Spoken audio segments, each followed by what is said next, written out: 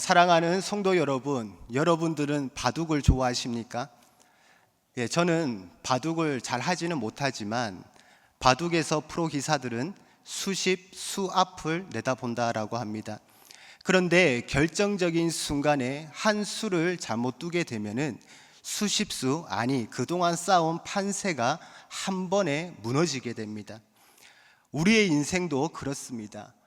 평범한 날들 속에서 맞이하는 한 번의 중요한 선택, 때로는 어려움과 위기 속에서 결정해야 하는 순간, 그것이 우리의 방향과 결과를 결정짓기도 합니다. 성도의 삶에서 그 순간은 하나님께 순종하느냐 아니면은 내 생각을 고집하느냐로 나뉘어지게 됩니다. 우리가 어떠한 일을 하다 보면은 결정적인 순간이나 결정적인 상황을 만날 때가 종종 있습니다. 이러한 상황들은 우리의 의지와는 상관없이 갑자기 닥쳐오기 때문에 처음에 계획과 방향을 바꿀 만큼 직접적이고 큰 영향을 주게 되기도 합니다. 하나님을 믿는 성도들에게도 결정적인 상황이라는 것이 오게 됩니다.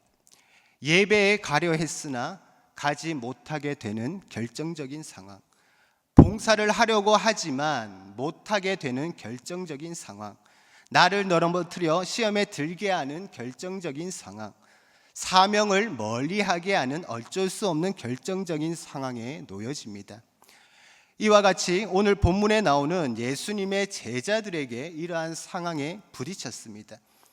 오늘 읽은 본문에 나오는 제자들은 열심히 복음을 전하는 그런 멋진 모습이 아니라 물고기를 잡는 어부의 모습으로 등장하고 있습니다. 분명히 앞서 복음서에는 예수님과 함께하며 열심히 배우고 훈련받으면서 예수님을 따르던 제자들이었는데 지금은 아무 소망 없이 물고기를 잡고 있는 상황이 되어버렸습니다. 인생을 살다 보면 실패로 가득 찬 여정처럼 느껴질 때가 있습니다. 노력을 했으나 결과가 없고 열심을 다했으나 낙심할 수밖에 없는 상황 속에서 나는 이제 끝났구나라는 좌절감을 느끼곤 합니다. 그러나 오늘 본문에서 우리는 부활하신 예수님께서 실패한 제자들을 찾아오시고 그 실패를 넘어 사명의 자리로 이끄시는 은혜의 장면을 보게 됩니다. 요한복음 21장은 예수님께서 부활하신 후 세 번째 나타나심을 말씀하고 있습니다. 제자들은 예수님을 만났음에도 여전히 혼란 속에 있었고 오히려 과거의 삶으로 돌아가고 있었습니다. 예수님은 그러한 그들을 다시 불러 사명의 자리로 세워가십니다. 오늘 우리는 주시는 말씀을 통하여 실패 가운데 임하시는 주님, 우리의 무능을 사용하시는 주님, 그리고 새로운 사명을 부르시는 주님을 만나게 될 것입니다. 요한복음 20장은 예수님께서 십자가에서 돌아가시고 부활하신 후에 제자들에게 나타나신 예수님의 모습이 기록되고 있습니다. 그리고 이어지는 내용이 바로 오늘 본문의 21장입니다. 본문 1절입니다. 그 후에 예수께서 디베랴 호수에서 또 제자들에게 자기를 나타내셨으니 나타내신 일은 이러하니라. 21장 1절은 그 후에라는 단어로 시작하면서 20장의 사건과 무관하지 않음을 말해줍니다. 부활하신 예수님은 제자들에게 다시 찾아가셨습니다. 제자들이 있었던 곳은 어디였습니까? 디베랴 호수였습니다. 디베랴 호수는 갈릴리 바다, 갈릴리 호수, 게네사렛 호수의 또 다른 이름입니다. 성경에는 갈릴리 바다 중심으로 한 많은 사건이 기록되어 있습니다. 예수님이 맨 처음 베드로를 부르신 곳도 갈릴리 바다였습니다. 예수님이 물 위를 걸으셨던 곳도 이곳이었습니다. 풍랑을 꾸짖어서 잠잠하게 하신 장소도 이곳입니다. 5천 명에게 떡과 생선을 먹이신 것도 디베랴 호수 맞은편이었습니다. 베드로가 파도를 보고 빠졌던 곳도 바로 이곳이었습니다. 수많은 사건이 있었던 곳, 갈릴리 바다가 요한복음에는 디베라 호수라고 불리면서 또 다른 사건으로 우리에게 보여주고 있습니다. 제자들은 그 디베라 호수에 있었고 부활하신 예수님은 그곳에 찾아오십니다. 제자들은 무엇을 하고 있습니까? 3절입니다. 시몬 베드로가 나는 물고기를 잡으러 가노라 하니 그들이 우리도 함께 가겠다 하고 나가서 배에 올랐으나 그날 밤에 아무것도 잡지 못하였더니 3절 말씀에는 두 가지 중요한 내용이 나옵니다. 베드로와 몇 명의 제자들이 다시 어부의 자리로 가게 되었다라는 것과 물고기를 한 마리도 잡지 못했다라는 겁니다. 사명을 받고 훈련을 받은 제자들인데 또 조금 전에 주님의 부활을 경험한 제자들인데 지금 그들은 디베라 호수에서 물고기를 잡는 일을 하고 있습니다. 어부로 살았던 옛날을 생각하고 그 추억을 떠올리면서 물고기를 잡을 수도 있습니다. 갈릴리 바다로 다시 찾아오실 부활의 주님을 기다리면서 시간을 보내려고 물고기를 잡을 수도 있습니다. 또 먹고 살기 위해서 물고기를 잡으러 나갈 수도 있습니다. 그러나 예수님께서 제자들에게 부탁하신 일은 물고기를 잡는 일이 아니었습니다. 요한복음 20장 21절에서 예수님께서는 이렇게 말씀하셨습니다. 아버지께서 나를 보내신 것 같이 나도 너희를 보내노라. 그동안 제자들은 3년간이나 주님을 따라다니면서 훈련을 받았습니다. 주님께서 행하시는 많은 수많은 기적과 이적들을 눈으로 보았고 경험을 했습니다. 귀신을 쫓아내는 권능과 또 병을 고치는 장면도 능력도 부여받았습니다. 그것은 바로 사람을 낚는 어부가 되기 위해서입니다. 제자들은 마땅히 예수님이 명하신 대로 예수님이 이 땅에 오신 그 뜻대로 살아야 했습니다. 예수님께서 그렇게 하셨듯이 예수님께서 그렇게 사셨듯이 사람을 낚는 어부의 삶을 살아야 했습니다. 그러나 지금 베드로와 제자들은 사람을 낚는 어부가 아니라 물고기를 잡는 어부가 되어 있습니다. 그들은 사명을 포기하고 어부가 된 결정적인 이유가 분명히 있었을 겁니다. 하지만 오늘 본문은 그 결정적인 이유에 대해서는 설명을 하지 않고 그들 행동의 결과를 보여줌으로써 그들의 행동이 잘못되었다라는 것을 우회적으로 말씀하고 있습니다. 어부로 돌아간 베드로와 제자들은 물고기를 한 마리도 잡지 못했던 겁니다. 그들은 밤이 새도록 그물을 던지는 수고를 하였지만 아무것도 얻지 못하였습니다.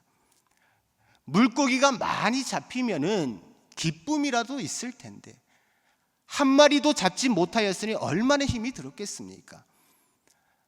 저는 낚시를 잘 하지는 못하지만 그래도 가끔씩 따라다니면서 보고 하는 거 좋아합니다. 자, 낚시를 해보면은 물고기를 많이 잡아서 무거운 살림망을 들고 가는 것보다 한 마리도 잡지 못하여서 빈 살림망을 들고 가는 것이 심리적으로 훨씬 더 무겁게 느껴집니다. 제자들은 밤새도록 그물을 던졌습니다.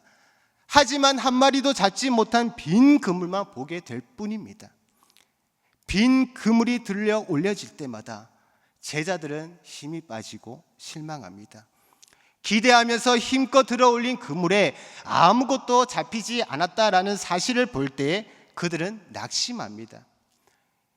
예수님이 돌아가시고 난 후 실망하고 낙심하여 결국에는 자신들의 본업인 물고기를 잡는 업으로 돌아왔는데 물고기는 한 마리도 잡지 못하고 헛수고의 시간을 보내고 있는 겁니다.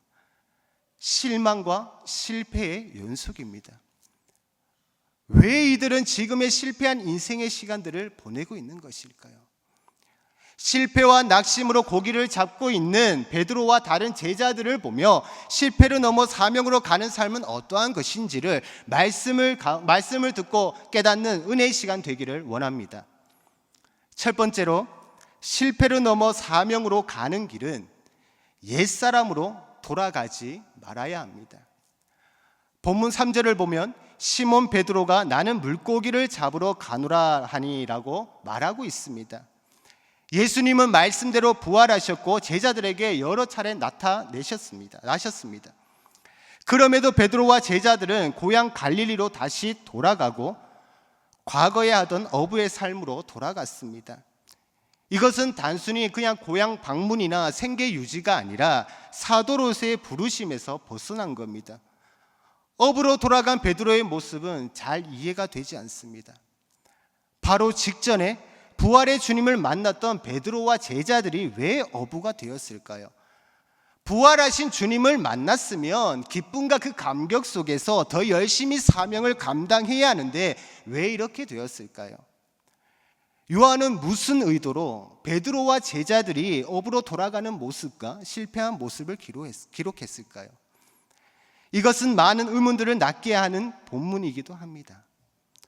오늘 이 본문은 어부였던 베드로가 다시금 어부로 돌아가는 장면을 우리들에게 보여줌으로써 우리에게 또 다른 영적 교훈을 줍니다. 어부로 돌아간 베드로의 모습은 십자가의 사랑을 통해 새로운 사람이 되었지만 여전히 옛사람의 모습으로 살고 있는 지금 현재의 많은 신앙인들의 모습을 보여주고 있습니다. 배경은 디베랴 호수입니다. 디베랴 호수는 예수님의 많은 기적과 이적을 행하시던 사역의 중심지였습니다. 예수님의 사역의 중심지였던 디베랴 호수라는 이 공간에서 어부로 돌아간 실패한 베드로의 모습을 겹쳐서 보여준 것은 은혜롭게 사명을 감당해야 하는 사역의 현장이 오히려 옛사람의 모습으로 돌아가는 현장이 될 수도 있다라는 겁니다.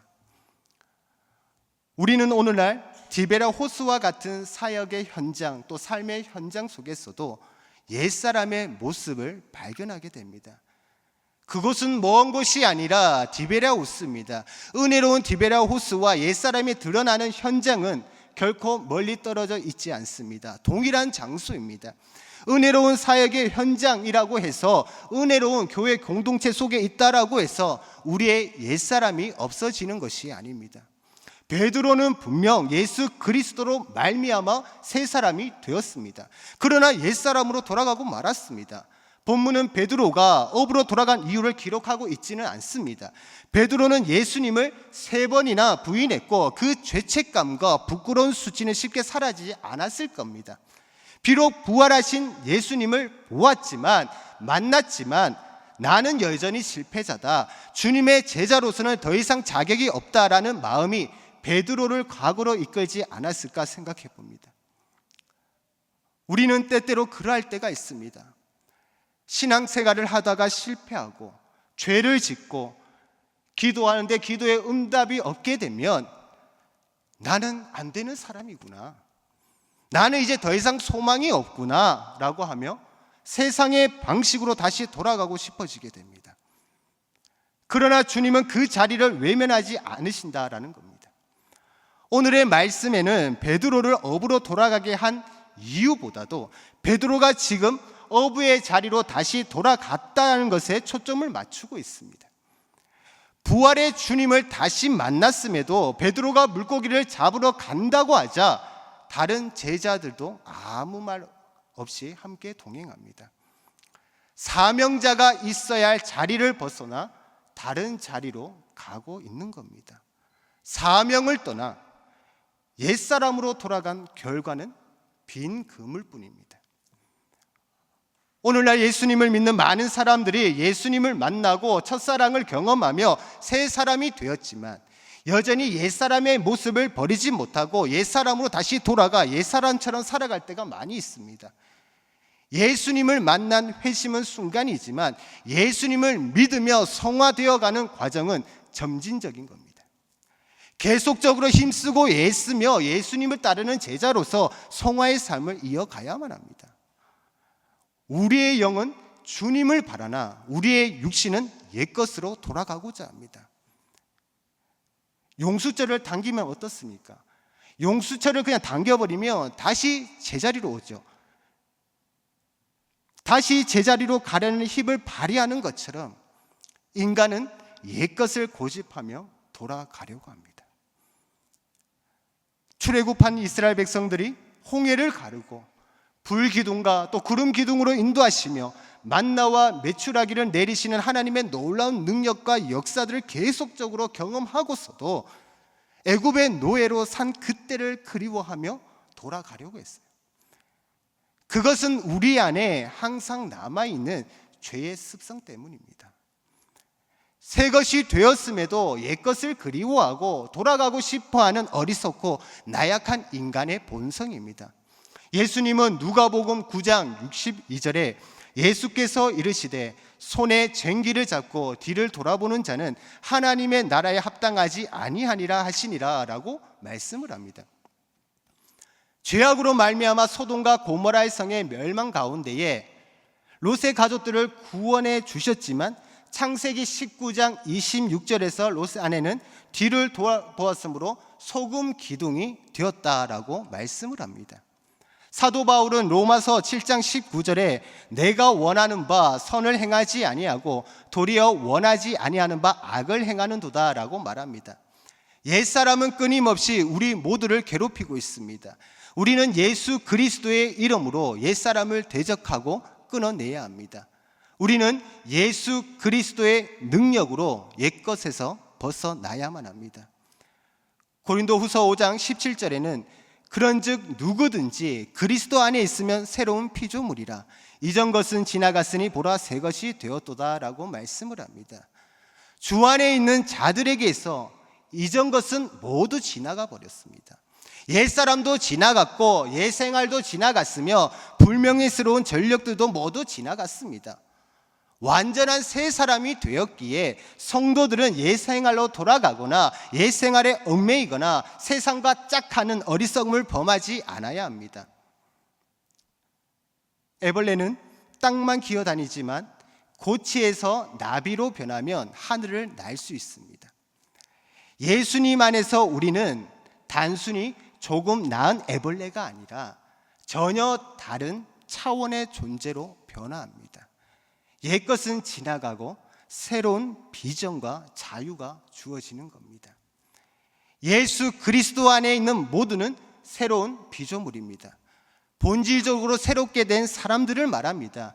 예전에 그 어떤 것도 문제가 되지 않습니다. 예수님은 하나님께로부터 오셔서 우리에게 지혜와 의로움, 거룩함과 구속함이 되셨기에 예수님 안에 있는 모든 자마다 하나님의 구원에 참여하는 겁니다. 바울은 그렇게 구원받은 성도에게 성령을 따라 살라라고 권면하고 있습니다. 항상 우리는 죄악의 본성이나 옛 성품이 우리를 주장하지 못하도록 성령의 인도하심을 따라 살아야 합니다. 성령을 따라 행하며 우리의 죄악된 옛사람을 날마다 십자가 앞에서 못 박아야 합니다. 옛사람으로 돌아가면 분명 실패의 빈 그물이 돌아오게 될 겁니다. 물고기 한 마리도 잡지 못하는 실패한 베드로의 모습을 통해 주님을 떠나서는 우리는 아무것도 할 수 없고 그 어떠한 열매도 맺을 수 없다라는 것을 확인할 수 있습니다. 그들이 밤새도록 수고하였으나 물고기 한 마리도 잡지 못했다라는 것은 단순한 불운이 아니라 주님이 허락하지 않으신 겁니다. 이것은 그들에게 너의 힘으로는 아무것도 할 수가 없다라는 사실을 깨닫게 하시는 하나님의 섭리입니다. 요한복음 15장 5절에 예수님은 말씀합니다. 나를 떠나서는 너희는 아무것도 할 수 없습니다. 예수님이 없이는, 주님의 인도하심이 없이는 그 어떤 수고도 헛되며 그 어떤 열매도 맺을 수가 없습니다. 주님은 제자들이 무능함을 경험하게 하심으로 다시금 주님만을 의지하게 하십니다. 혹시 지금 인생의 무능한 밤을 지나가고 계십니까? 아무리 애쓰고 힘써도 보이는 것도 없고 모든 문이 닫혀 있는 것처럼 느껴지십니까? 그 실패는 주님의 버림이 아닙니다. 오히려 주님께서 친히 인도하시기 위한 은혜의 준비입니다. 그렇게 우리는 더 이상 옛사람, 옛성품, 옛것으로 돌아가지 않아야 합니다. 옛것을 그냥 끌어내고 언제나 주님만을 의지하며 주님께 꼭 붙어 있으므로 풍성하고 많은 열매를 맺는 복된 인생이 되기를 축복합니다. 그리고 두 번째로 실패를 넘어 사명으로 가는 길은 주님의 사랑을 기억하는 겁니다. 본문 4절에 날이 새어갈 때에 예수께서 바닷가에 서셨으나 라고 말씀을 합니다. 밤이 지나고 이제 날이 밝아지자 예수님께서 바닷가에서 서 계십니다. 주님은 실패한 가운데 있는 제자들을 그냥 내버려 두지 않으십니다. 날이 새자, 다시 말해 은혜의 시간이 되자 주님이 먼저 찾아오셨습니다. 우리가 실패하여 사명의 길에서 멀어지고 옛사람의 모습으로 살고 있다라고 할지라도 주님은 여전히 우리를 사랑하십니다. 실패했지만 낙심하지 않는 것은 사랑의 주님이 절대로 우리를 버려두지 않으시기 때문입니다. 실패했지만 절망하지 않는 것은 은혜의 주님이 영원히 함께 하신다는 것을 믿기 때문입니다. 제자들이 밤새도록 디베라 호수에서 빈 그물을 들어올리며 지쳐갈 때 주님은 제자들을 찾아오셨습니다. 제자들이 실패의 어두운 밤을 보내고 새벽을 맞이할 때 찾아오셨습니다. 이제 힘이 다 빠져서 지쳐있는 제자들을 찾아오셔서 부르셨습니다. 5절입니다. 예수께서 이르시되 얘들아 너희에게 고기가 있느냐. 8절에 보면 주님과 제자들의 거리는 50칸입니다. 50칸은 약 90m 정도의 거리입니다. 물리적인 거리는 있지만 예수님의 제자들을 생각하는 마음의 거리는 가까웠습니다. 먼 거리에서 물론 크게 소리를 쳤겠지만 예수님이 제자들을 부르시는 이 얘들아라는 호칭에서 우리는 따뜻한 주님의 마음을 엿볼 수가 있습니다. 예수님의 이 말은 꾸짖음이 아니라 애정 어린 음성입니다. 얘들아라는 호칭은 어린이처럼 미성숙하다라는 의미도 있지만 마치 부모님이 따뜻한 저녁밥을 정성껏 차려놓고 자녀들을 부르는 것처럼 부드럽고 친근한 마음으로 제자들을 부르시는 의미도 있습니다. 그리고 예수님께서 말씀하십니다. 얘들아 너희에게 고기가 있느냐. 이 질문은 나를 떠나서 너희들이 잘 되고 있느냐라고 물으시는 것과 같습니다. 제자들에게 물으셨던 예수님은 우리들에게도 물으십니다. 너희에게 고기가 있느냐? 제자들은 대답합니다. 없나이다. 예수님은 다시 말씀합니다. 6절에 그물을 배 오른편에 던지라. 그리하면 잡히리라. 그 말씀대로 순종하자 놀라운 일이 벌어졌습니다. 그물이 찢어질 정도로 많은 고기를 잡게 됩니다. 이 장면은 과거 누가복음 5장에 나오는 베드로가 처음 예수님을 만나던 때의 기적을 떠오르게 합니다. 주님은 동일한 방식으로 실패한 제자들에게 처음 사랑을 회복시키고 계신 겁니다. 사랑하는 성도 여러분, 예수님은 실패한 우리를 다시 불러내실 때에 질책과 또 꾸짖음보다는 회복의 은혜들로 다가오십니다. 다시 그 처음의 감격, 처음의 부르심으로 이끄십니다. 주님은 결코 실패를 끝이라고 말씀하지 않으십니다. 주님 앞에서의 실패는 끝이 아니라 은혜의 시작입니다. 그제서야 제자들은 해변에 서신 분이 예수님이신 줄을 깨닫게 되었습니다. 7절입니다. 예수께서 사랑하시는 그 제자가 베드로에게 이르시되 주님이라 하니 시몬 베드로가 벗고 있다가 주님이라 하는 말을 듣고 겉옷을 두른 후에 바다로 뛰어내리더라. 해변에 계신 분이 예수님이다 라는 말에 베드로는 깜짝 놀라면서 바다에 뛰어내리기까지 했습니다. 그리고 제자들은 그물을 끌고 육지에 올라왔습니다. 주님이 계신 곳에 가보니 그곳에는 주님이 손수 마련하신 생선과 떡과 숯불이 있었습니다. 13절에 예수님께서 그들에게 오셔서 떡을 가져다가 그들에게 주시고 생선도 그와 같이 하시니라 라고 말씀을 합니다. 예수님은 해변에 숯불을 피워놓고 디베랴 호수에서 멋진 아침 식사를 준비하셨습니다. 밤새도록 빈 그물을 하느라고 지쳐있는 제자들을 위해 배려와 사랑이었고 배고파서 허기진 제자들에게 주신 주님의 위로였습니다.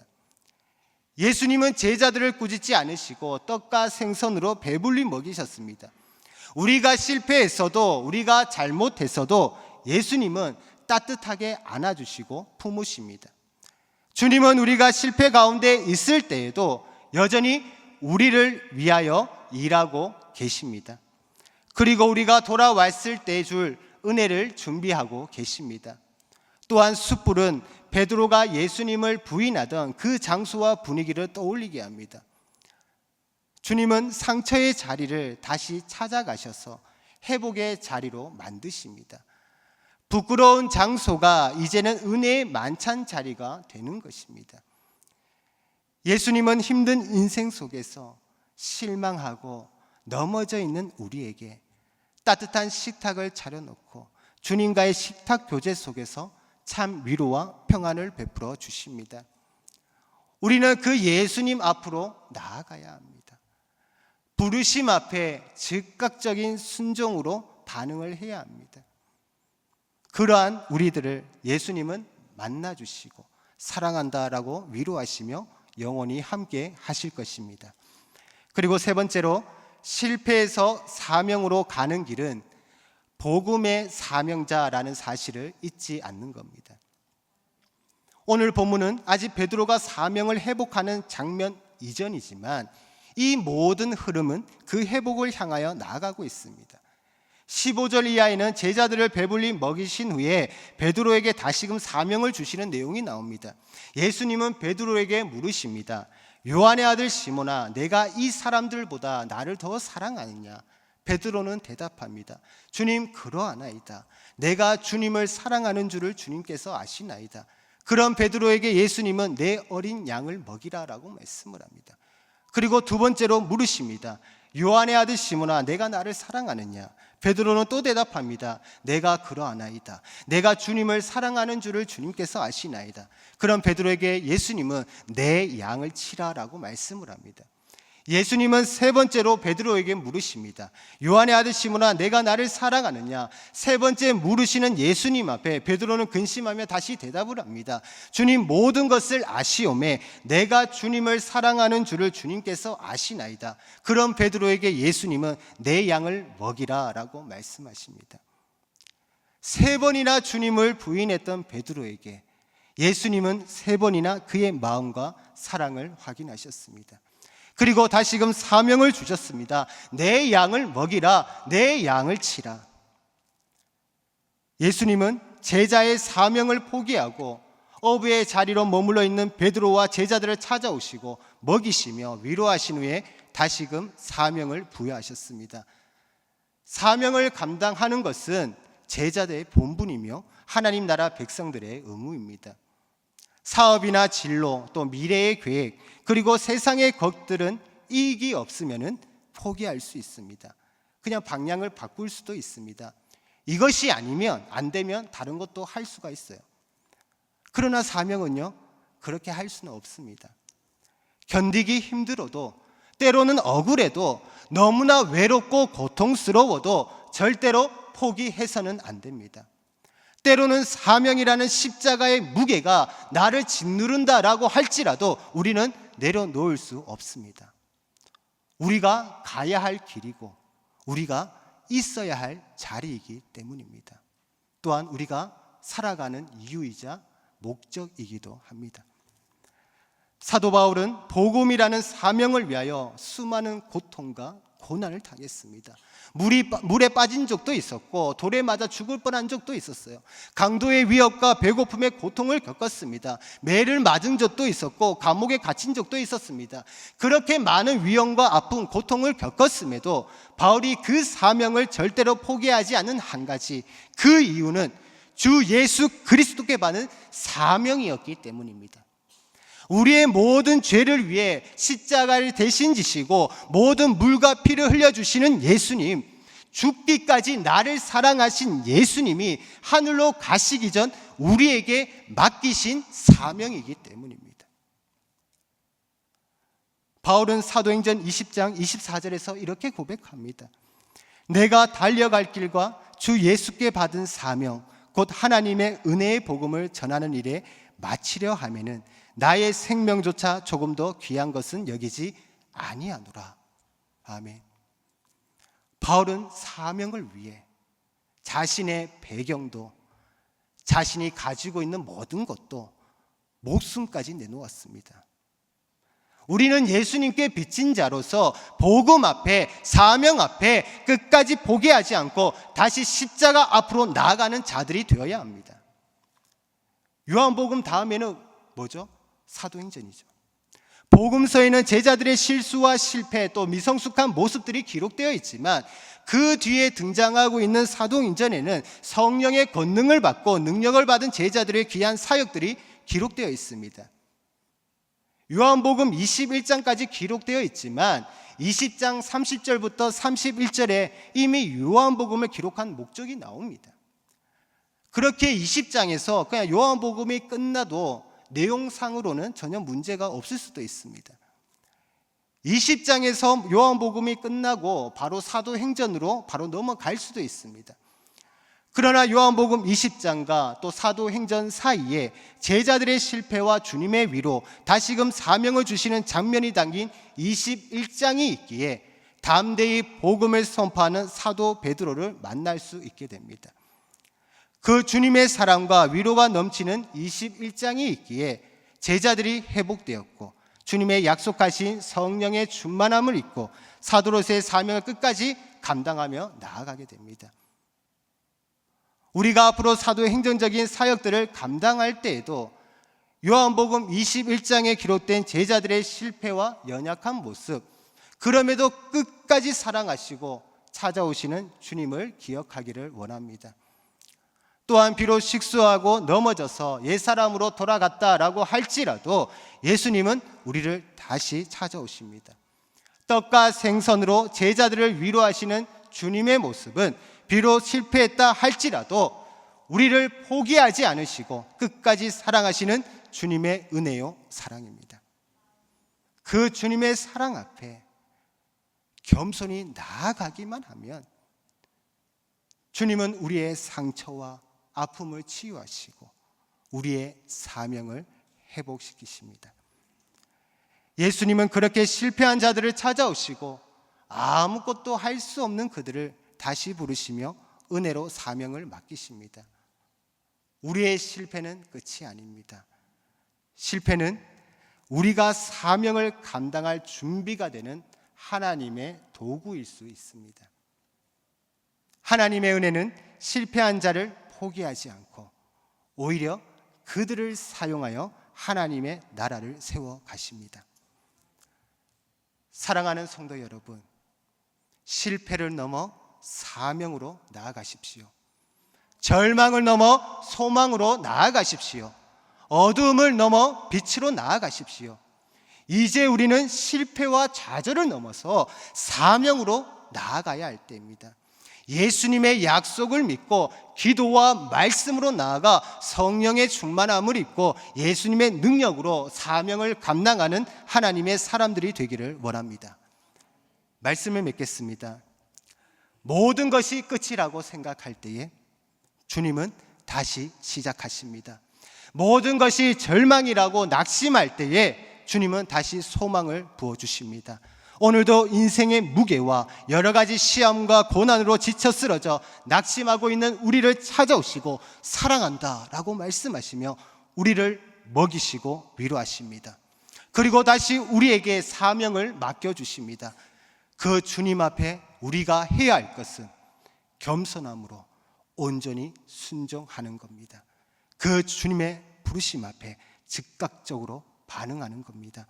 오늘도 주님이 부르시는 사랑의 음성에 응답하여 다시 복음의 그물을 들고 사명의 자리로 나아가 영원한 하나님의 나라를 이루어가는 대전중앙교회 모든 성도님들이 되시기를 주님의 이름으로 간절히 축복합니다.